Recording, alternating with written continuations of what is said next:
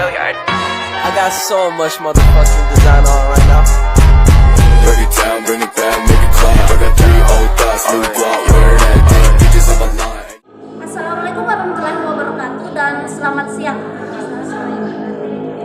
Selamat datang di acara talk show kita hari ini. Saya Yulia bertugas sebagai pembawa acara hari ini dan kami sangat senang bisa menghadirkan dua narasumber yang hebat hari ini, yaitu narasumber pertama atas nama Saudari Salsabila dan narasumber yang kedua yaitu atas nama Saudari Sri Ayu.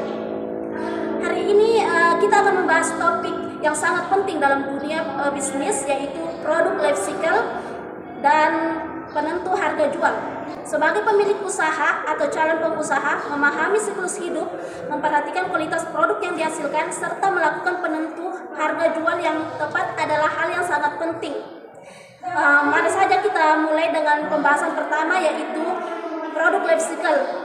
Kepada Saudari Salsabila, sebagai seorang ahli dalam bidang ini, mungkin Saudari dapat menjelaskan kepada kita apa itu produk life cycle dan mengapa penting bagi pengusaha untuk memahami siklus hidup dari produk life cycle.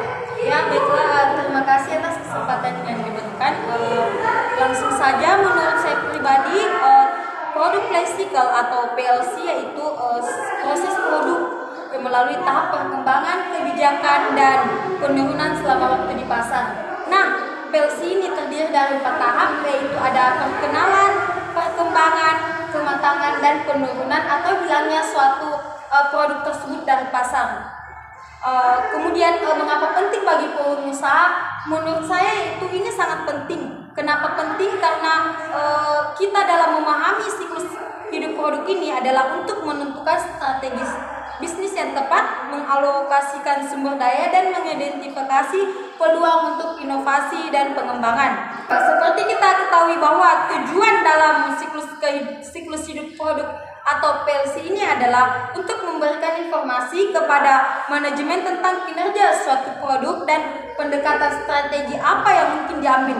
Ini membantu dalam mengubah alokasi sumber daya, memutuskan produk mana yang akan dikembangkan atau dikelola lebih lanjut, dan merencanakan pengembangan produk baru tersebut. Mungkin aja itu yang bisa saya berikan. Terima kasih banyak atas pertanyaannya. Baik, terima kasih kepada Saudari Salsabila atas penjelasannya yang sangat informatif. Sekarang mari kita beralih ke topik kedua, yaitu kualitas produk. Kepada Saudari Sri Ayu, sebagai seorang ahli dalam kualitas produk, mungkin Saudari dapat memberikan pemahaman kepada kita mengenai pentingnya kualitas produk dalam dunia bisnis, bagaimana meningkatkan kualitas produk dan apa dampaknya terhadap keberlangsungan bisnis. Baik, terima kasih. Jadi berbicara tentang kualitas produk, cara meningkatkannya itu sendiri menurut saya adalah dengan melakukan riset dan pengembangan terhadap produk sehingga bisa menghasilkan produk yang lebih memperhatikan kualitas. Kemudian yang kedua, dengan cara peningkatan skill terhadap para karyawan dengan cara pelatihan pengembangan sehingga bisa lebih baik lagi. Kemudian juga dengan cara menerima masukan dari para konsumen sehingga adanya yang terbaik terhadap konsumen untuk bisa lebih maju lagi seperti itu. Nampaknya seperti apa? Nampaknya itu sendiri bisa meningkatkan kepuasan pada konsumen dan juga menciptakan kualitas pangan dan juga memperluas pangsa pasar. Kemudian positif lainnya adalah dapat meningkatkan penjualan dan juga pendapatan perusahaan. Sehingga memang meningkatkan produk ini merupakan investasi yang paling penting dalam menjaga keberlanjutan bisnis. Itu dari saya. Baik, kita telah memperoleh pemahaman tentang produk life cycle dan kualitas produk. Sekarang kita akan ke pertanyaan terakhir, yaitu penentu harga jual. Semua pengusaha pasti ingin menghasilkan keuntungan yang optimal, dan penentuan harga jual yang tepat adalah salah satu faktor penting dalam mencapai tujuan tersebut. Kepada Saudari Salsabila dan Sri Ayu, mungkin saudari dapat memberikan kami tips dan trik tentang bagaimana menentukan harga jual yang kompetitif namun tetap memberikan keuntungan bagi perusahaan. Silakan kepada Saudari Salsabila. Baiklah, mengenai hal tersebut, saya memiliki beberapa tips. tips dan trik tentang bagaimana menentukan harga jual yang kompetitif namun tetap memberikan keuntungan bagi perusahaan. Yang pertama itu ada tentang ketahui biaya langsung dan non langsung dari produk atau jasa Anda yang kita kelola. Yang kedua ada perhatikan pesaing dan kompetitor lain di pasar.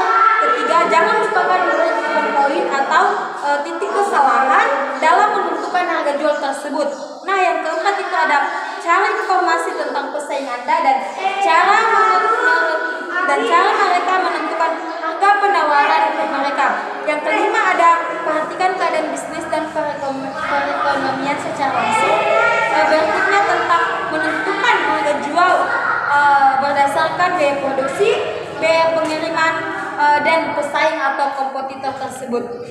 Selanjutnya ada tentang manajemen harga dan promosi untuk menjaga daya tarik produk dan menghindari penurunan harga terlalu cepat.